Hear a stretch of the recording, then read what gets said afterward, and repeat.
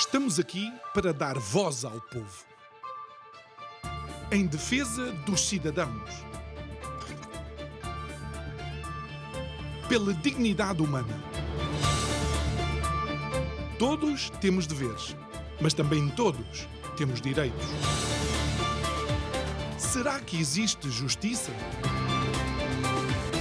Isto é o povo a falar.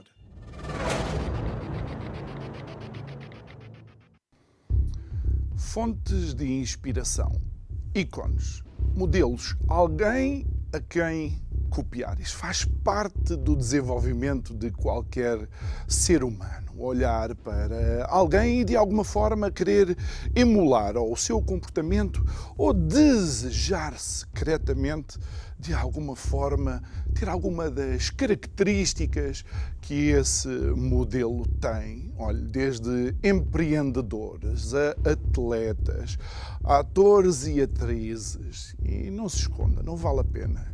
Eu sei que você tem algum desses desejos secretos. Eu sei que você gostava de ter a capacidade de sedução de um George Clooney ou de um Richard Gere ou a carinha de anjo de um Brad Pitt. Mas isto não é um problema exclusivo dos homens. Porque as senhoras bem gostavam de criar torcicolos como criava Marilyn Monroe quando passava, ou fazer cair os queixos, como ainda hoje consegue fazer passar ou acontecer uma belíssima imagem de uma Sofia Loren, não ainda assim os traços exóticos e belos de uma Jéssica Alba. Boa noite, meu nome é João Nuno Pinto e isto é o Povo a Falar. Estou consigo de segunda a sexta-feira neste mesmo horário, emissão em simultâneo, Curiacos TV e Rádio Vida 97.1 e o tema deste mês, precisamente, Tágides. Olha, as fontes de inspiração ao qual Camões recorreu para escrever a epopeia portuguesa dos Lusíadas. De alguma forma, as Tágides vêm das ninfas, vêm inclusive de toda aquela história mítica da Grécia e alguns as tinham ou descreviam como sendo gentis e hipnóticas, com forma meio mulher, meio animal, sendo que a maioria delas se apresentava como se fosse um peixe. Olha, as sereias. Mas isto é interessante porque aquilo que as sereias faziam era tomar o coração dos marinheiros. Como influencers de outros tempos, elas bem que cantavam e belas canções que faziam com que as embarcações se aproximassem cada vez mais da costa e acabassem por encalhar naufragando, e isso custava a vida, precisamente, a quem estava nas embarcações. E porquê é que eu estou a dizer isto? Olha, influências é o que não falta por aqui. E temos que estar atentos, ter um espírito crítico, ter a capacidade analítica mais apurada da história. Porque senão, eu lhe garanto, em qualquer tema da nossa sociedade, a última coisa que você vai ouvir vai ser o canto da sereia. Digo eu, que não percebo nada disto.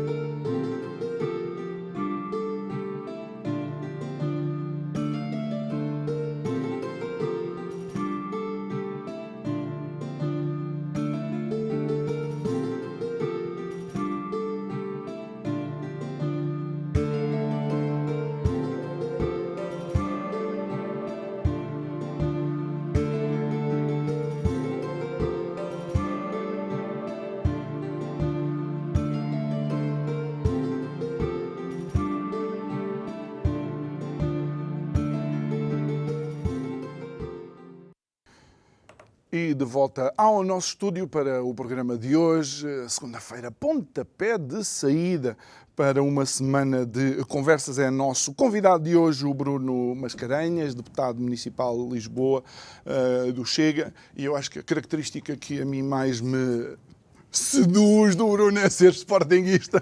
Olá, Bruno, obrigado por estar aqui. Acho que essa gravata verde diz tudo. Se eu fosse se eu gostasse de usar gravatas, também era capaz de ter uma gravata verde. Olha, e relativamente àquilo que nós hoje vamos falar de Lisboa, como é óbvio, da nossa capital, e de alguma forma, até nesta minha nota introdutória, eu quase que consigo mostrar que diversas culturas tiveram a mesma experiência, ou seja, de musas inspiradoras, mas de alguma forma eu sinto em algumas das tuas intervenções que tu tens uma preocupação para com a nossa Lisboa e para com as experiências culturais que se têm em Lisboa. Sim, senhor. Antes de mais, João, muito obrigado e à Curiacos pelo convite. Bem, a primeira nota que eu quero dar é dar os parabéns por essa magnífica introdução, que é um banco de cultura e que, pegando exatamente no tema, nem toda a gente tem essa capacidade, essa abrangência e, sobretudo, o bom gosto de falar de atrizes e de atores realmente que são bons e que são bons exemplos para todos nós. A cidade de Lisboa, e agora respondendo à pergunta, a cidade de Lisboa é uma cidade onde sempre houve, ao longo da história, muita e boa produção cultural. Nós fomos, exigindo ao passado, nós fomos o país que trouxe o mundo ao mundo e recebemos aqui sempre, toda a vida, pelo menos nos últimos 500 anos, mas Lisboa sempre foi a cidade dos fenícios, foi a cidade dos romanos, foi a cidade dos árabes e depois da Reconquista cristã, sempre recebeu e sempre foi um porto de abrigo para tanta gente. E nós, a preocupação que nós temos é preservar um pouco aquilo que é a nossa identidade e a nossa cultura. E Lisboa precisa disso, precisa de alguém que olhe para ela, que a defenda nas suas diversas vertentes, desde a arquitetónica, desde a cultural e, sobretudo, defenda aquilo que são as populações de Lisboa, aquelas que aqui cresceram, foram criadas e aqui vivem e também respeito àquelas que já nos deixaram. E quais são as tensões atuais de Lisboa? Porque já se falava há algum tempo da gentrificação, ou seja, as populações mais antigas acabavam por ser corridas para a periferia, se me permite a expressão, mas agora não é só isso que está a acontecer? Lisboa tem... Essa é uma questão muito interessante. A gentrificação acaba por... Lisboa é um pouco vítima também de estar na moda e de atrair uma série de pessoas com capacidade financeira que quiseram vir para Lisboa. E vem porquê? Porque passou também a haver uma oferta diferenciada. Lisboa passou a ter investimento na reabilitação, sobretudo de edifícios que não estavam disponíveis eu diria, para as classes médias e até para as classes mais baixas da cidade, e, portanto, houve essa oferta. Houve investimento também através do alojamento local. Nós defendemos o alojamento local porque entendemos que o alojamento local não prejudica as determinadas áreas da população. Não prejudica, porque eram casas que não estavam disponíveis para o mercado. Portanto, este mais habitação do governo não serve os interesses das populações. Quer dizer, não é tanto por aí. Não é tanto por aí. O que importa aqui é olharmos para a cidade e vermos que a cidade tem espaço, evidentemente, para nós fazermos vários tipos de política.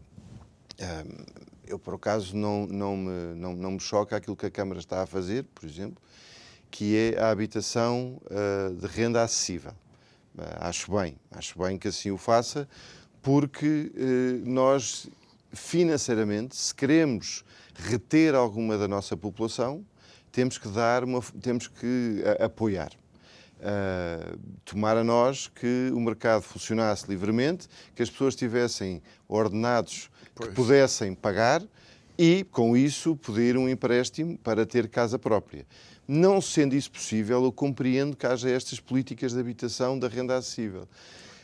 Apesar de nós não sermos a favor da subsídio-dependência e das pessoas acharem que o Estado tem que lhes resolver tudo, acho que as pessoas, nós somos pela iniciativa privada, nós entendemos que, através do nosso mérito, da nossa capacidade, conseguirmos realmente chegar a ter património por nós próprios, não sendo possível, então que haja esse tipo de políticas. Mas Lisboa, e voltando outra vez, há zonas da cidade que estão a tornar-se inacessíveis à nossa gente. E há uma concorrência, e eu já falei disto no âmbito da Assembleia Municipal, há uma concorrência um pouco desleal por parte de uma imigração massiva que vem para Lisboa e que se amontoa nos apartamentos e que não permite precisamente que que fez uma pressão de um aumento de rendas, precisamente que não permite que os nossos jovens possam arrendar a casa em Lisboa e a obriguem a ir para fora. Quanto à gentrificação, se calhar, tendo em conta o aumento dos valores, o aumento dos preços das casas em Lisboa, levou a que algumas famílias entendessem que era preferível vender, empochar um determinado valor e colocar os seus familiares, muitas vezes os mais idosos, ou em lares ou noutras zonas mais periféricas, precisamente. Relativamente a isso que mencionou o Bruno há pouco, de que determinadas populações acabam por quase subarrendar, e há já relatos na comunicação social de espaços, casas, onde chegam a viver 30 ou 40 pessoas que pagam um X pelo colchão onde estão a dormir. Isto tem a ver com as políticas da Câmara, as políticas do Estado, falta de supervisão, falta de escrutínio, controle? A Câmara aqui, propriamente dito, não tem uma culpa por aí além. Eu diria que tem mais as juntas de freguesia ao passarem os atestados de residência.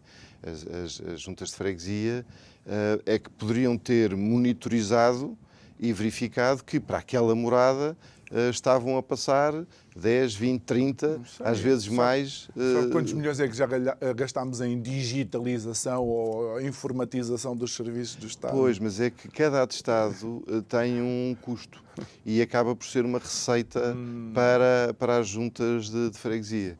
E isso é que está aqui, de alguma forma, a subverter o sistema. Depois, evidentemente que o Estado também criou um problema, que foi o desmantelar do Serviço de Estrangeiros e Fronteiras, que acaba por monitorizar e até fiscalizar este tipo de situações.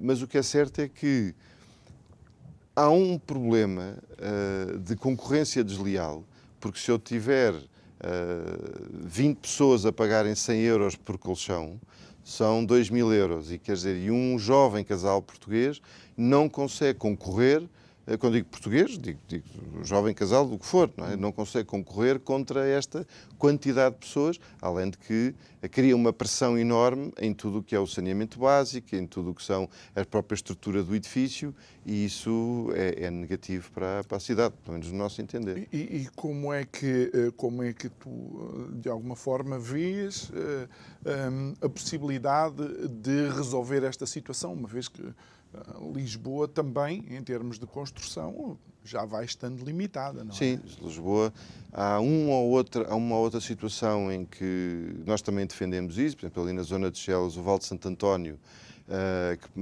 está mais ou menos previsto construir cerca de 2.500 fogos, grosso modo. Mas sim, Lisboa, na sua malha urbana, já está perfeitamente consolidada. É difícil arranjarmos mais espaço. Eu também não sou muito a favor da construção em altura, que seria a solução. Lisboa é uma cidade sísmica e, portanto, independentemente das técnicas construtivas, julgo que desvirtuaria um pouco aquilo que é a cidade. Portanto, aquilo que nós temos a fazer é sobretudo, pugnar pela fiscalização. E isto, tivemos a falar, e estamos a falar um bocado de habitação, mas também nos leva para a cultura, porque, obviamente, existem determinadas culturas que não veem nenhum problema em estarem 20 ou 30 pessoas amontoadas num determinado espaço contíguo. Tu crees que Lisboa começa a sentir alguma tensão cultural em algumas zonas? E o que é que isso significa, a tensão cultural? Significa que quem vem de outro país não pode viver a sua cultura também? Isso é um plano interessante. Por um lado, nós temos verificado que há... São duas perguntas.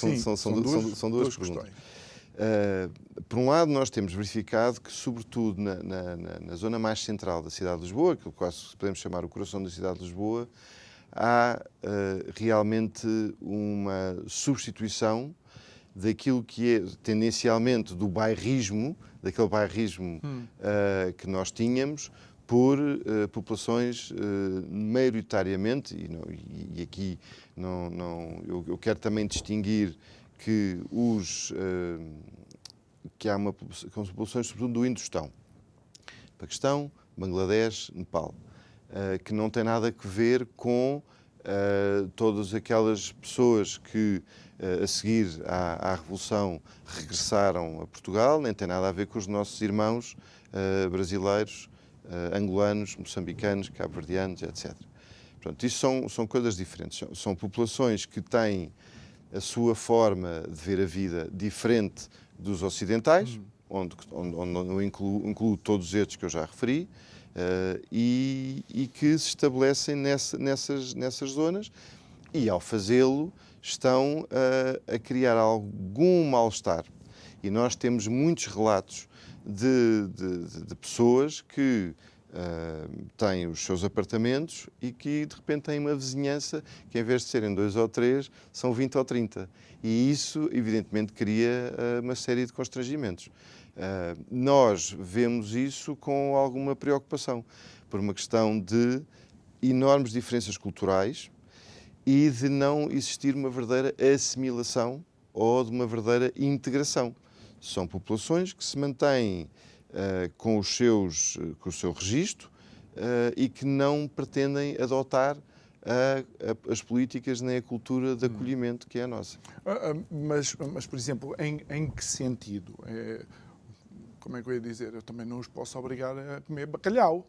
Se eles não gostam de bacalhau, vão comer aquilo que gostam. Onde é que o Bruno acha que essas tensões culturais são mais acentuadas? Não, começa tudo pelo facto de se o país precisa ou não precisa desta quantidade de pessoas. Portanto, e a questão é esta. Nós somos um país com algumas limitações do ponto de vista financeiro e orçamental. E, como tal, temos que perceber se temos capacidade ou não. Bruno pode dizer que somos pobres. Nós sabemos. Nós vivemos aqui. Nós somos um país que está a tornar-se cada vez mais pobre e menos competitivo. Aliás, isso vê-se até nos rankings europeus. Quer dizer, nós estamos a ser ultrapassados por aqueles países que vêm ou que vinham do bloco soviético e que, neste momento, do ponto de vista económico, em termos de produção, já nos estão a ultrapassar. Portanto, nós temos de ter algum cuidado com isto.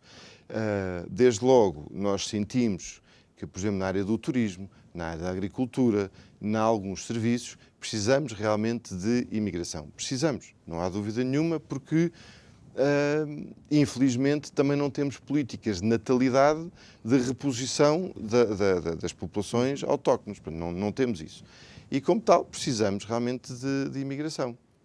Agora, devíamos era estimar e estipular exatamente aquilo que precisamos e não deixar entrar todas as pessoas, porque não temos capacidade de as acolher. Aliás, há uma série de outros indicadores, por exemplo, mesmo até aos sem-abrigo.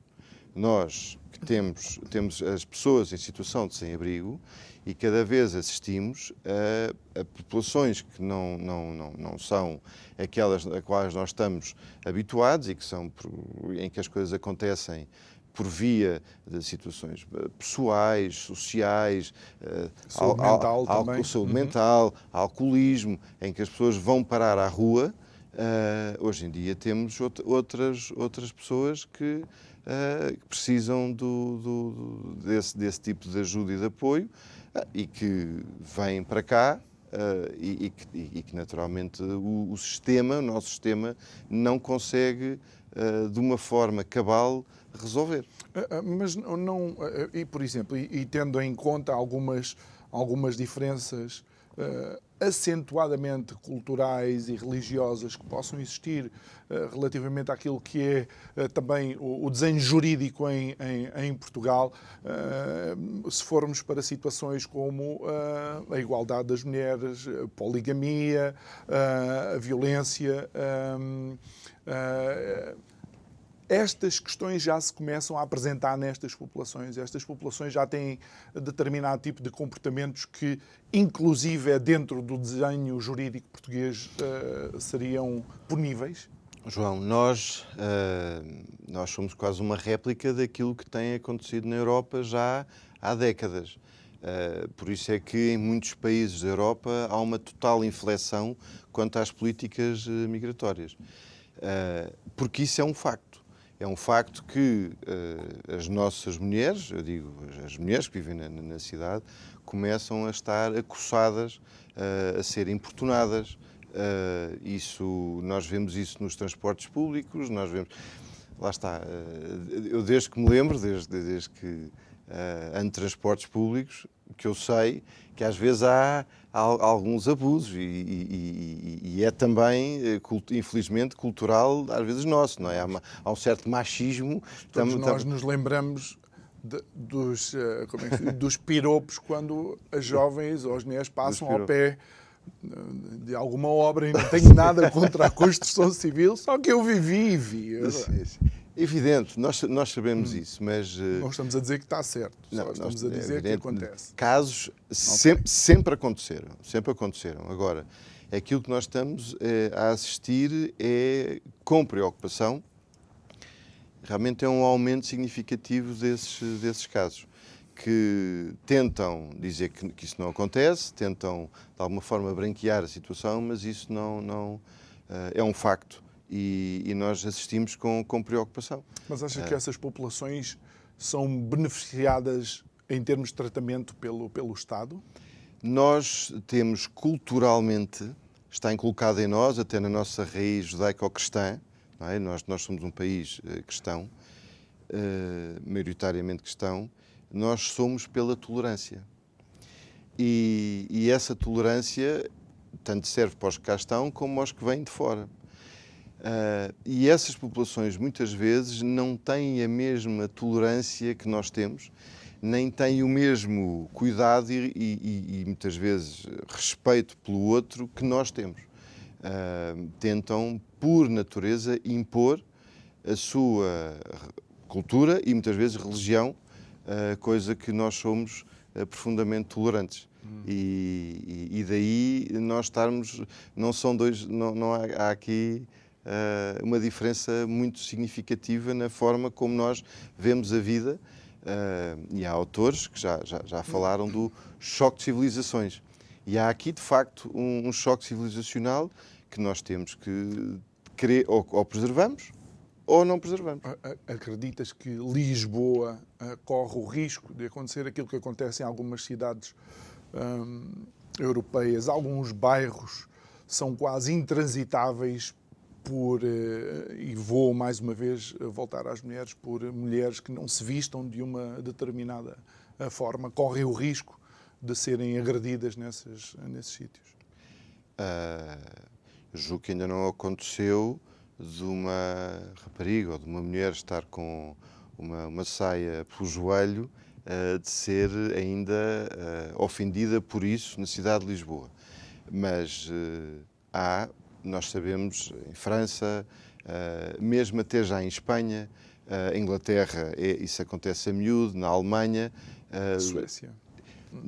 A Suécia, então, ainda é mais grave. Porque Daí a mudança de política. Sim, aconteceu na Suécia, aconteceu na Dinamarca, na Finlândia, ou seja, sobretudo países extremamente tolerantes que se viram nas circunstâncias, perceberam que houve abusos e, como houve abusos, tiveram que infletir a sua política. Em Lisboa isso ainda não acontece, mas são inúmeros os casos, e eu conheço vários, de mulheres que já foram, já lhes tocaram no cabelo, já foram, digamos, acossadas, importunadas porque é cultural, porque é cultural, sobretudo dos países do Indostão, sobretudo no Indostão em que tem populações muçulmanas que estão habituados a isso, em que a mulher não é tratada ao mesmo nível, nem com o mesmo cuidado que nós tratamos.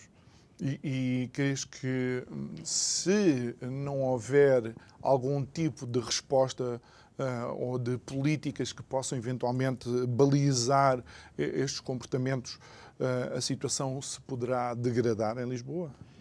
Claro que sim, até porque nós temos informações, e isto não é totalmente público, mas foi-me transmitido até por representantes dessas comunidades que têm a expectativa de, sobretudo, lá está, nestas zonas da cidade de Lisboa, como eu posso dar nomes, na zona, começou logo pela zona da Moraria, mas também no Rossio. E nós subimos a Almirante Reis para Arroios, e se formos para a Penha de França, são sobretudo nestas zonas, e também na Misericórdia, falamos ali mais na zona do Bairro Alto, onde há uma expectativa de criação, sobretudo, de mesquitas, onde essas populações já dominam do ponto de vista populacional e onde têm cerca de 1000 lojas. Portanto, ou seja, e nós sabemos que, por exemplo, as lojas não têm uma verdadeira fiscalização, porque estão abertas, não fecham às 7 da tarde, estão abertas toda a noite, vivem lá não sei quantas pessoas, e onde, naturalmente, nós temos aqui sobretudo, o Estado tem que intervir do ponto de vista, a montante e a jusante tem que controlar quem entra, e tem que verificar quem cá está, se está regular ou não está regular. Mas Bruno, não achas que algumas destas pessoas, para não dizer a maioria, se calhar caem nas garras de algumas máfias migratórias?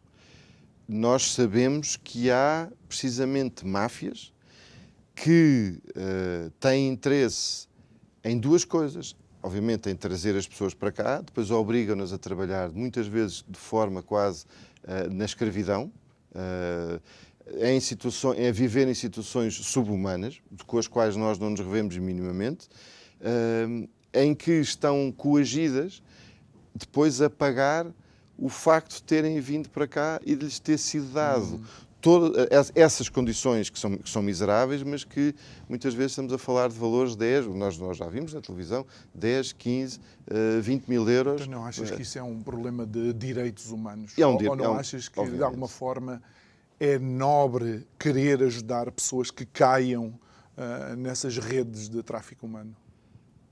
Obviamente que sim. Obviamente que nós temos que estar atentos, e as autoridades policiais têm que fazer tudo para desmantelar essas redes. Ainda a semana passada vimos o que aconteceu com a apanha da ameijoa ali na zona do Montijo, na zona do Montijo e de Alcochete. Quer dizer, nós assistimos a isso e sabemos o que é que se passa na agricultura no Alentejo, e sabemos porque muitas das pessoas que, entretanto, que chegam realmente não têm já trabalho, não têm condições de se integrar. E depois, o que é que acontece? Essas máfias controlam as pessoas e não as deixam, inclusive, entrar no sistema. E quando eu digo entrar no sistema é, naturalmente, ter uma vida normal. Os descontos, trabalhar, segurança social, não, estarem de facto no sistema e terem a oportunidade de conviver com as comunidades portuguesas e aprenderem a língua e, sobretudo, aquilo que me preocupa é que essas pessoas, sem terem qualquer ligação com Portugal nem com o país de acolhimento, possam mais tarde, até, porque muitas delas acabam depois por ter o atestado de residência e com o atestado de residência, ao fim de X anos, podem pedir a nacionalidade. E depois são pessoas que entram no país, trabalham no país, em situações que nós já sabemos, agora estamos a falar disso, muito precárias, e depois não têm nenhuma ligação ao país de acolhimento, nem às pessoas, e de repente tornam-se portugueses sem sequer saber o que é este país, a sua história, as suas tradições, a sua cultura e a sua língua. Crees que isso é... Como é que eu hei de colocar isto? A nacionalidade é um processo... É o que eu vou dizer, não é? Para mim, nacionalidade é um processo burocrático também. Ou seja, é o papel, ok, sim senhor, esta pessoa... Mas tu crees que ao não existir este paralelismo ou este conhecimento juntamente com o papel, isto cria as tais tensões do multiculturalismo? Cria porque, lá está, há um afastamento, não há um reconhecimento do outro. São culturas diferentes que, ao não se aproximarem, ao não haver uma política de aproximação, faz com que as pessoas estejam em pontos opostos e em que se tentará, de alguma forma, impor a sua própria cultura, porque é aquela que se conhece, e não querer assumir, nem querer adotar a cultura de acolhimento. E daí vem a tensão. E isso depois facilita esta aglomeração destas populações numas determinadas zonas, aquilo que se pode chamar de guetização. Guetização. Nós já alertámos exatamente para isso. Quando as pessoas não conhecem mais nada, naturalmente vão-se aproximar daquelas que conhecem. Isso é perfeitamente natural e é humano. E eu vejo muitas vezes comparações que não são comparáveis com, por exemplo, o chamado bidonville que aconteceu, sobretudo na imigração em França.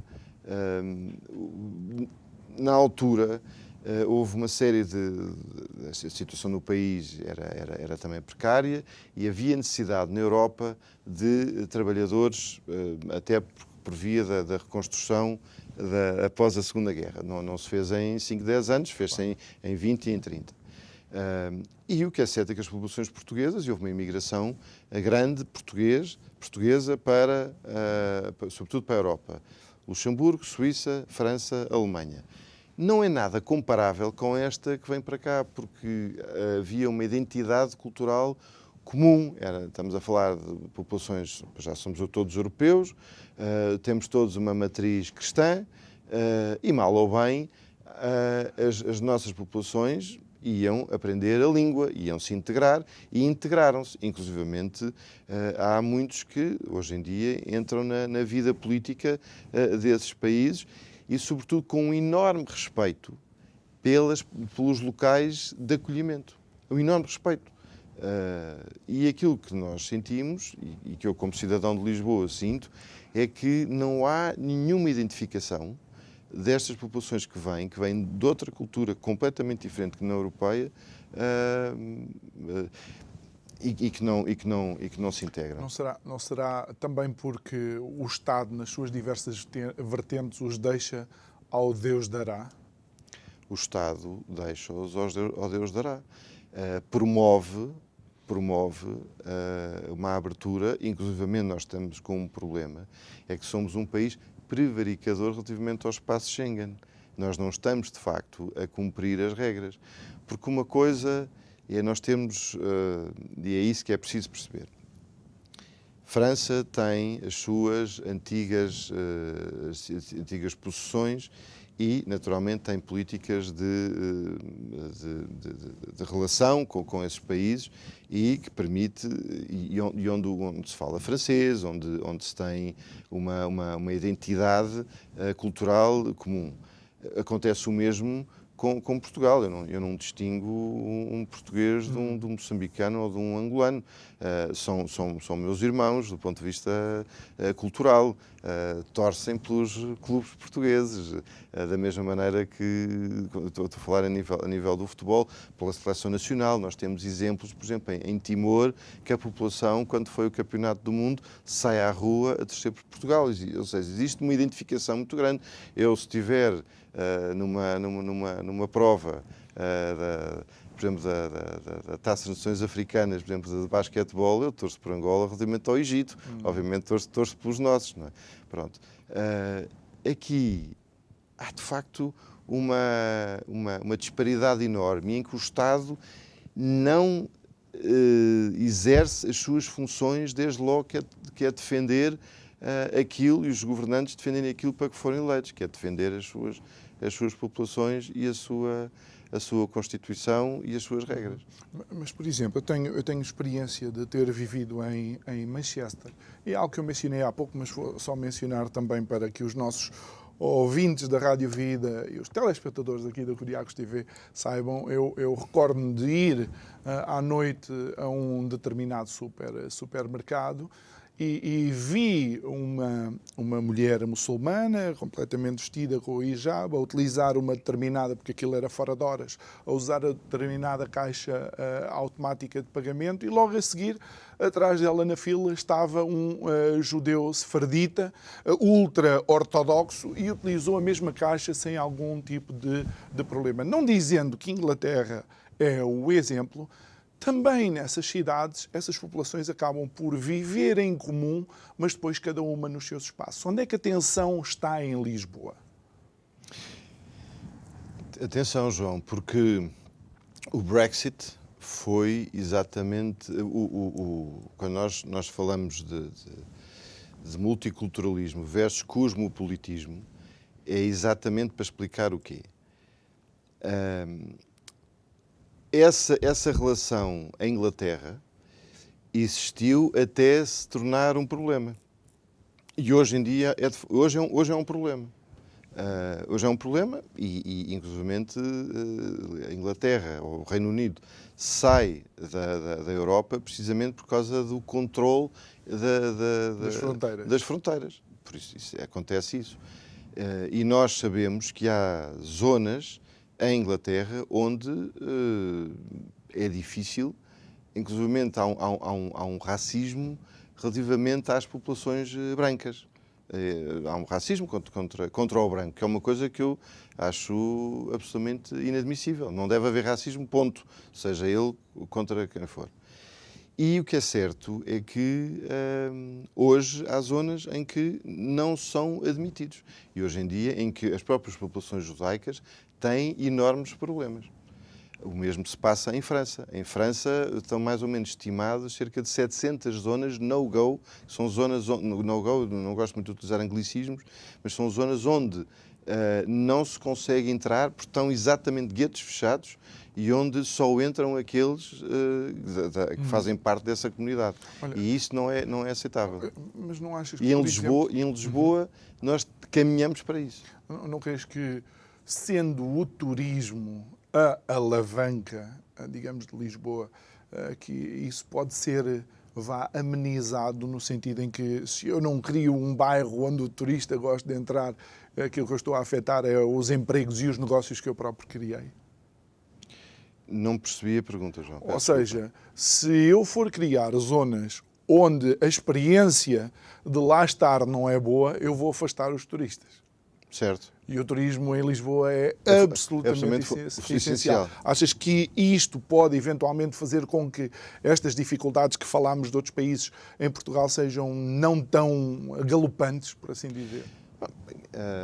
Se nós, de repente, tivermos, lá está, na zona do coração de Lisboa, Neste momento ainda não está completamente disseminado, mas não sei se consigo responder já a isso, porque ainda não vivenciamos. Mas admito que sim, admito que seja de facto um problema. Por norma, o turista vem ver os monumentos, desde logo, por exemplo, um que está agora, foi outra vez vandalizado, foi um monumento aos descobrimentos, que eu espero que seja classificado em breve e que seja um monumento protegido e que não tem nada a ver com conotações com o antigo regime. Mas as pessoas vêm ver, sobretudo, os monumentos, vêm ver aquilo que é a epopeia portuguesa, vêm ver o Mosteiro dos Jerónimos, a Torre de Belém, o monumento aos descobrimentos e depois, naturalmente, a Sé Catedral de Lisboa, vêm ver uma série de pontos turísticos de elevado interesse.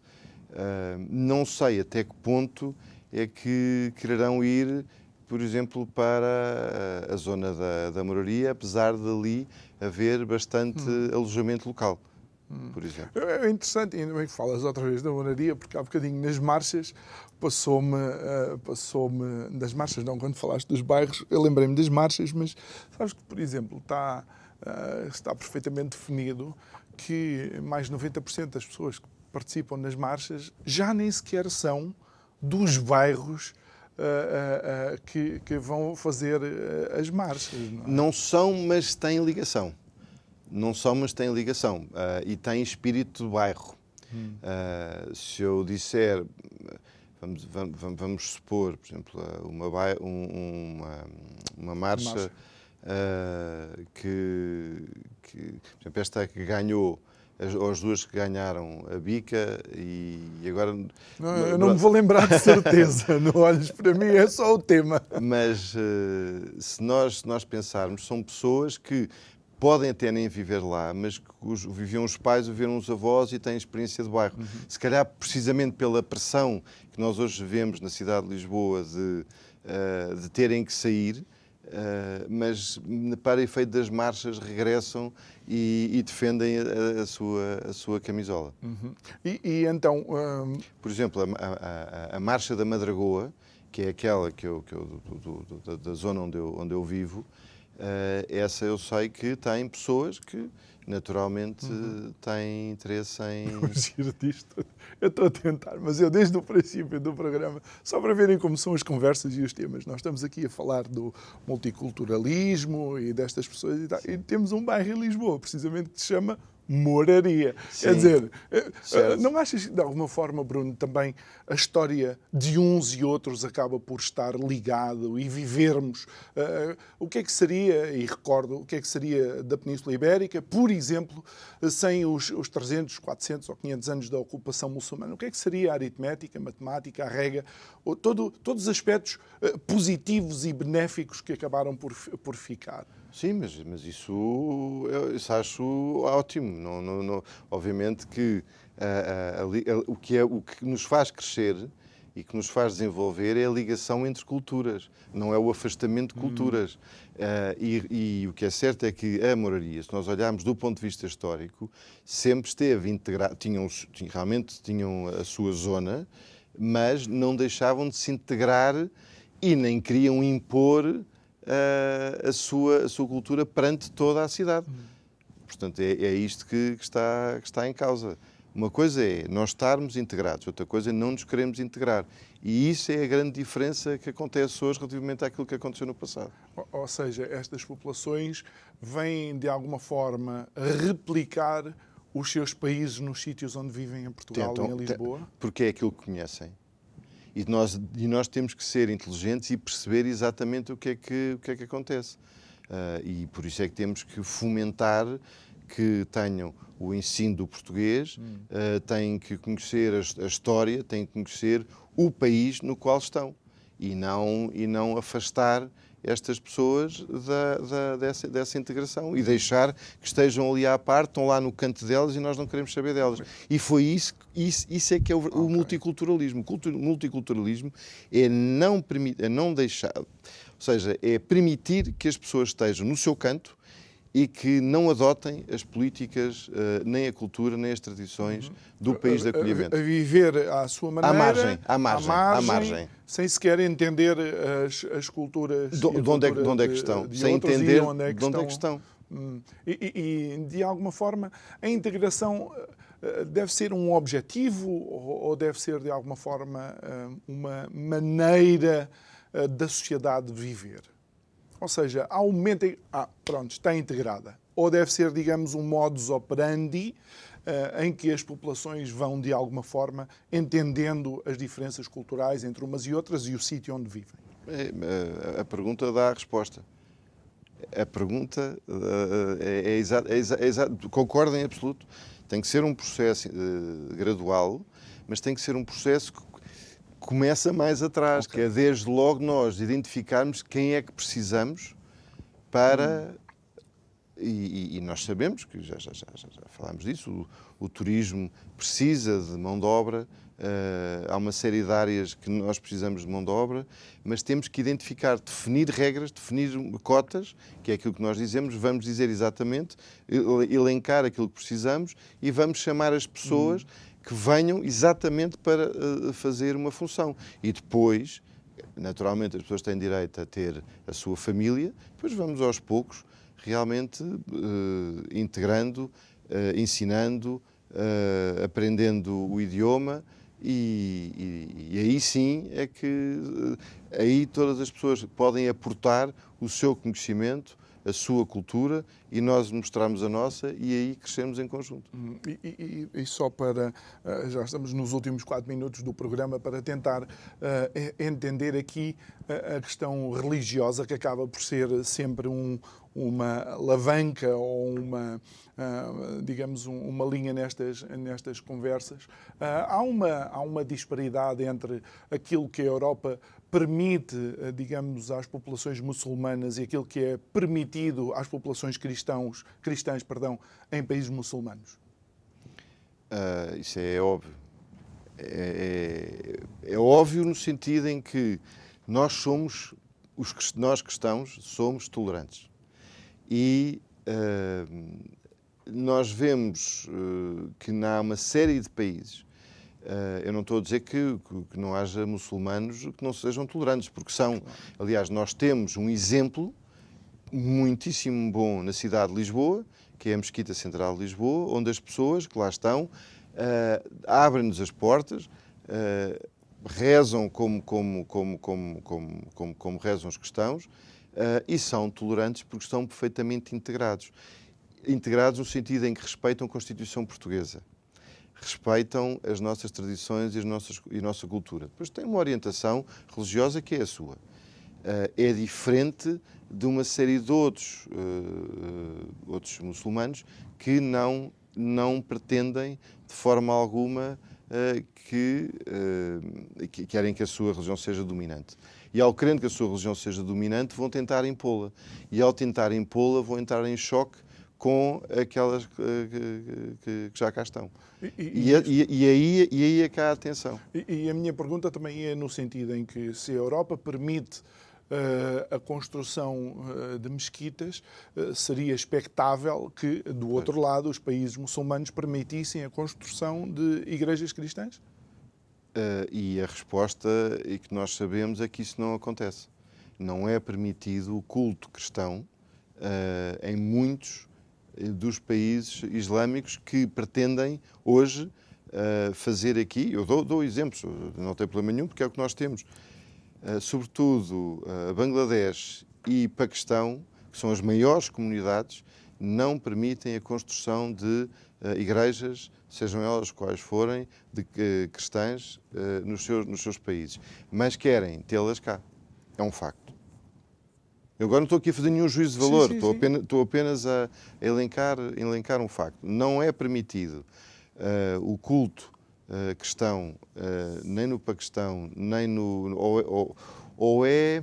É permitido, mas existem populações cristãs que são cerca de 1% mas que são perseguidas e são dissuadidas de exercerem o seu culto. Sou obrigado a concordar e pelo conhecimento que tenho próprio e de pessoas que conheço, inclusive no bilhete de identidade menciona qual é a religião, e sendo mencionado que é cristão, tem acesso a muito menos empregos do que aqueles que lhes seriam facultados. Bruno Mascarenhas, obrigado por ter estado aqui connosco mais uma vez. O tempo voa para esta primeira conversa e fica esta chamada de atenção para o futuro da nossa capital, Lisboa. Obrigado. Muito bem, muito e obrigado. Até uma próxima oportunidade. Obrigado a si que nos acompanhou neste que foi o pontapé de saída para mais uma semana de conversas. Resta-me agradecer, dizer para ir até às redes sociais, colocar o seu gosto, fazer as suas partilhas para nos ajudar, e amanhã cá estou eu de volta à sua espera para mais um Isto é o Povo a Falar. Boa noite, até amanhã.